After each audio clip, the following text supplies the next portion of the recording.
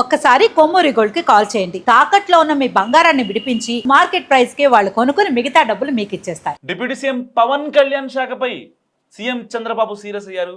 శ్రీశైల బ్రహ్మోత్సవాల నేపథ్యంలో శివభక్తులు దీక్షాపరులకు నల్లమలలో పాదయాత్రకు అటవీ శాఖ అధికారులు అనుమతి ఇవ్వకపోవడంతో శ్రీశైలం భక్తుల ఉధృతికి దారితీసింది.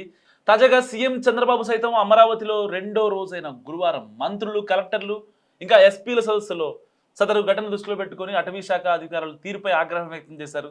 నంద్యాల, మార్కాపురం అటవీ శాఖ అధికారుల వ్యవహార శైలిపై సీఎం చంద్రబాబు మండిపడ్డారు. శ్రీశైలానికి వచ్చే భక్తులకు పాదయాత్రకు అనుమతి కల్పించకపోవడంతోనే సమస్య ఏర్పడిందని కూడా గుర్తు చేశారు. సో మీరు చేసిన తప్పులకు ప్రభుత్వం బాధ్యత వహించాలంటూ అటవీ శాఖ అధికారులకు చురకలంటించారు చంద్రబాబు.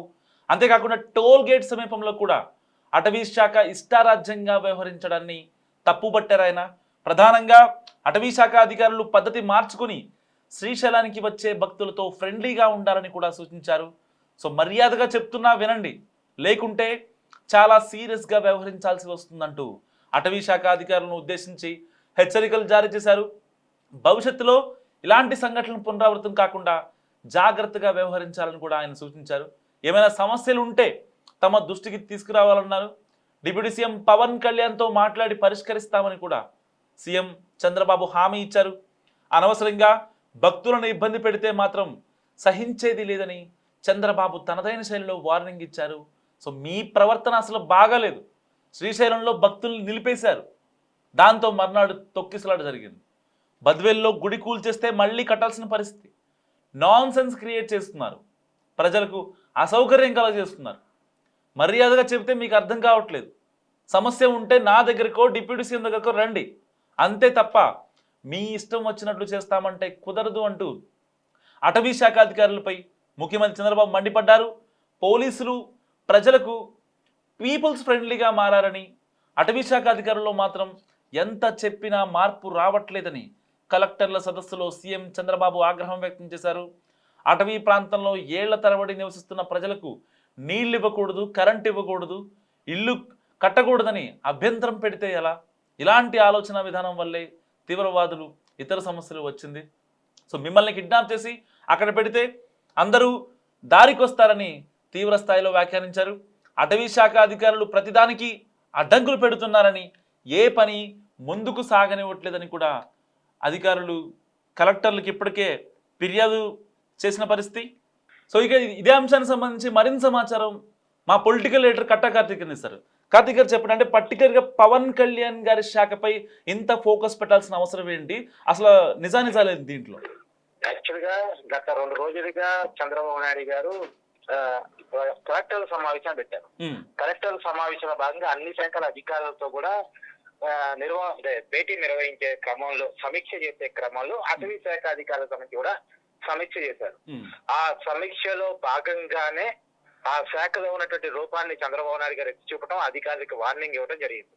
ప్రధానంగా ఆయన వార్నింగ్ ఇచ్చినటువంటి అంశాలు ఏంటంటే, బద్వేల్లో అతి ఉత్సాహం కారణంగా ఒక టెంపుల్ ని కూల్చివేస్తే దాన్ని ప్రభుత్వం తిరిగి నిర్మించాల్సిన పరిస్థితి వచ్చింది. అది ఒకటి. రెండోది, అధికారుల అతి ఉత్సాహం కారణంగా శ్రీశైలం మహాశివరాత్రి సందర్భంగా అక్కడికి వచ్చినటువంటి భక్తులను ఇబ్బంది పెట్టిన కారణంగా భక్తులు జరిగింది. దానికి సమాధానం చెప్పుకోవాల్సిన పరిస్థితిలో పడింది. సో అది ప్రభుత్వానికి పొలిటికల్ ఇబ్బంది అయింది.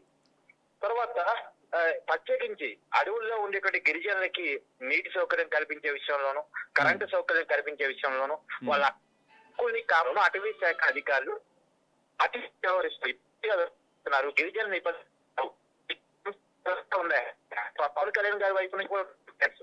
కాబట్టి ఏదైనా మీకు ఇష్యూ ఉంటే, ప్రజలతో ఇబ్బంది ఉన్నప్పుడు మీరు డిప్యూటీ సీఎం అటవీ శాఖ మంత్రి పవన్ కళ్యాణ్ గారి దృష్టికి తీసుకురావాలి, లేదా ముఖ్యమంత్రిగా నా దృష్టికి తీసుకురావాలి. మీకు మీరుగా అతి ఉత్సవం తీసుకోవడం ఏంటి, మీకు మీరుగా డెసిషన్ తీసుకోవడం ఏంటి? ప్రజలతో ఫ్రెండ్లీ పోలీసింగ్ ఉండాలి. ఎన్నిసార్లు చెప్పినా అర్థం కాదా? మీకు తమాషా చేస్తున్నారు.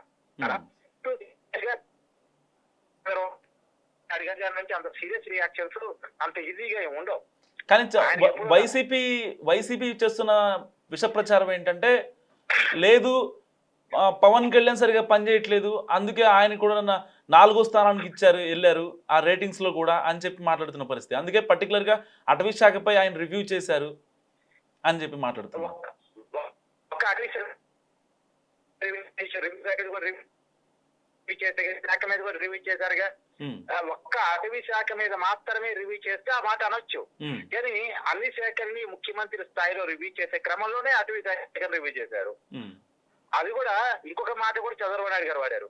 మీరు ఏదన్నా ఉంటే డిప్యూటీ సీఎం గారి దృష్టికి తీసుకురావాలి అని మాట కూడా వాడారు. ఒకవేళ పవన్ కళ్యాణ్ గారి పరిస్థితి బాగలేదని చంద్రబాబు నాయుడు గారు అనుకుని ఉంటే ఆ మాట అనరు కదా.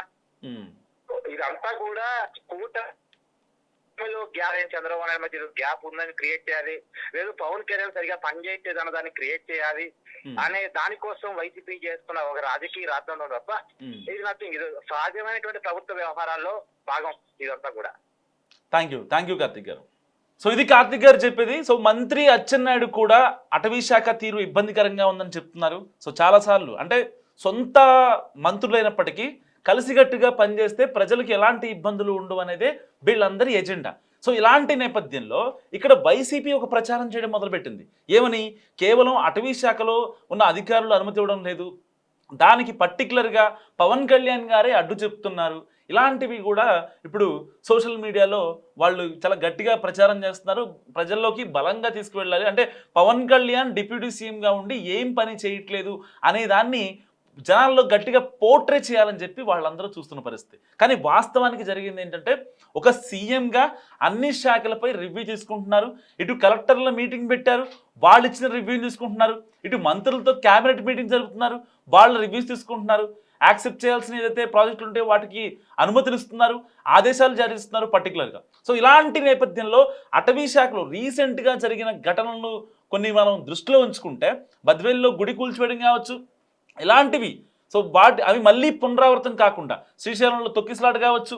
సో ఇలాంటివి అంటే ఆ భక్తుల్ని ఆపడం ఏదైతే ఉందో కేవలం మా రూల్స్ ఇంతే అని చెప్పి భక్తుల మనోభావాలను కించపరిచేలాగా ఏదైతే ఉన్నాయో వాటి వల్ల మాత్రమే ఇవాళ ఈ యొక్క కాన్సిక్వెన్సెస్ చేయడానికి వైసీపీ ముందుకు వచ్చి చెప్పడంలో ఏమాత్రం సందేహం లేదు.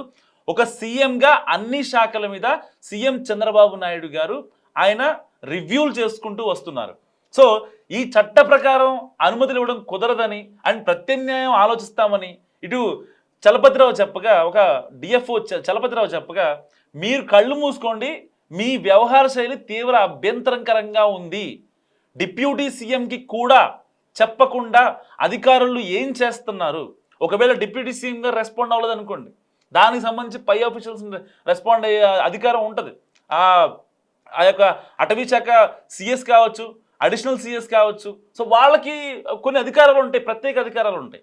కానీ వీళ్ళు డైరెక్ట్గా గ్రౌండ్లో ఉండి ఎట్టి పరిస్థితుల్లో ఈ విషయాన్ని పై వరకు తెలియనివ్వకుండా వీళ్ళు మధ్యలో ఒక అడ్డుగోడలాగా ఉండి కొన్ని అధికారాలు వాళ్ళ చేతిలో ఉన్నప్పటికీ ఆదేశాలు ఇవ్వకుండా చాలా వరకు ఆపుతున్నారు.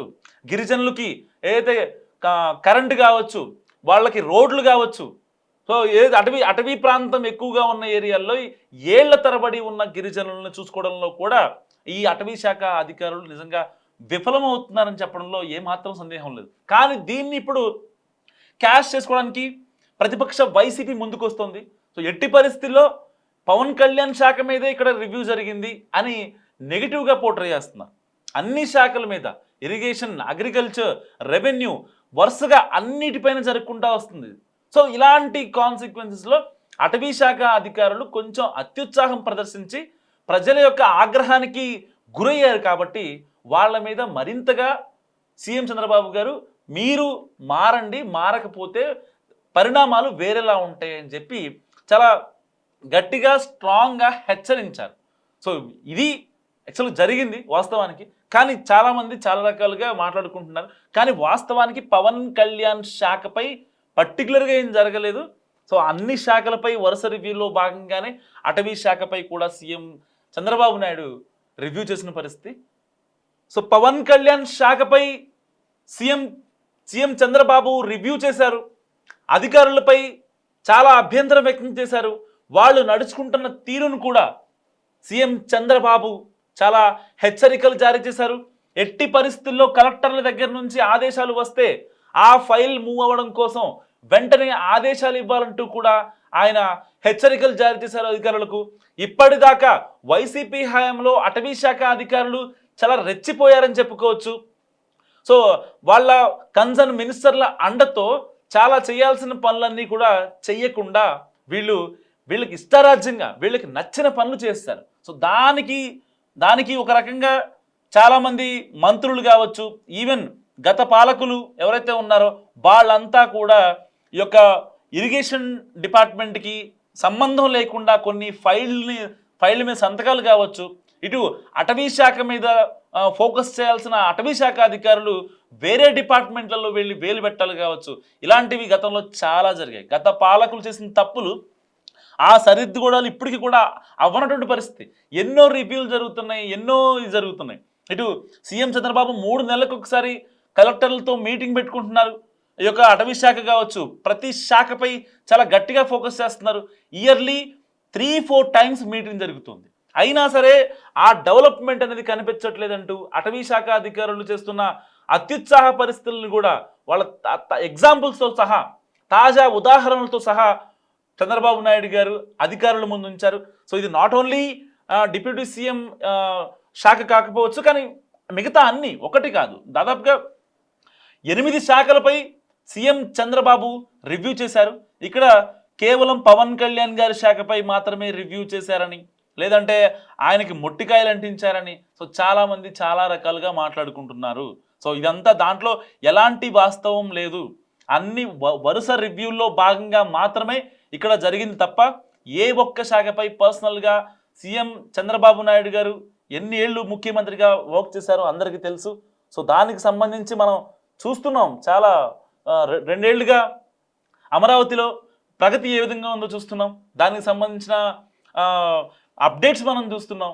ఇటు పెట్టుబడుల కల్పనలో కావచ్చు, మౌలిక సదుపాయాల కల్పనలో కావచ్చు, ఆ యొక్క అభివృద్ధిని మనం చూస్తున్నాం.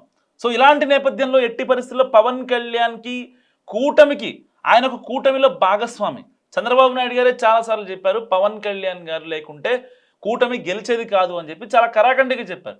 అలాంటి సిచ్యువేషన్ నుంచి ఇప్పుడు పవన్ కళ్యాణ్ గారి శాఖ మీద ఫోకస్ పెట్టారు సీఎం చంద్రబాబు నాయుడు గారు అని చెప్పి వైసీపీ ఒక ప్రచారానికి దిగింది. దీంట్లో అసలు వాస్తవాలేంటో అవాస్తవాలేంటో తెలియకుండానే చాలామంది మాట్లాడుతున్న పరిస్థితి. వాస్తవానికి జరిగింది వాస్తవానికి జరిగింది ఏంటంటే అన్ని శాఖలపై రివ్యూలో భాగంగానే ఈ శాఖపై కూడా ఆయన రివ్యూ చేశారు. సో ఇలాంటి నేపథ్యంలో వైసీపీ ఇప్పుడు ఒక ప్రచారానికి తెరదీసింది. కేవలం పవన్ టీంని టార్గెట్ చేసుకుంటున్నారు. సో పవన్ ఒకవేళ కూటమి నుంచి బయటికి వస్తారేమో అని కూడా ప్రశ్నలు సోషల్ మీడియాలో వైసీపీ చాలా గట్టిగా ప్రచారం చేసే క్రమంలో వాళ్ళు చేస్తున్న తప్పులు నిజంగా అంటే తెలుగు రాష్ట్రాలకి తెలియంది కాదు. గత వైసీపీ పాలకులు చేసిన తప్పులు ఇప్పటికీ సరిదిద్దుకోలేనటువంటివి. ఎందుకంటే పర్టికులర్గా అటవీ శాఖలో ఎంత ఆక్రమణలకు గురయ్యాయో, అటవీ భూమి కావచ్చు, అటవీ సంపద కావచ్చు, ఎంత సంపద ఆవిరైపోయిందో సో తెలుగు రాష్ట్రానికి తెలియాల్సి ఉంది, తెలుగు రాష్ట్ర ప్రజానికానికి తెలియాల్సి ఉంది, తెలుగు రాష్ట్రంలోని ప్రతి పౌరుడికి తెలియాల్సిన అవసరం ఎంతైనా ఉంది.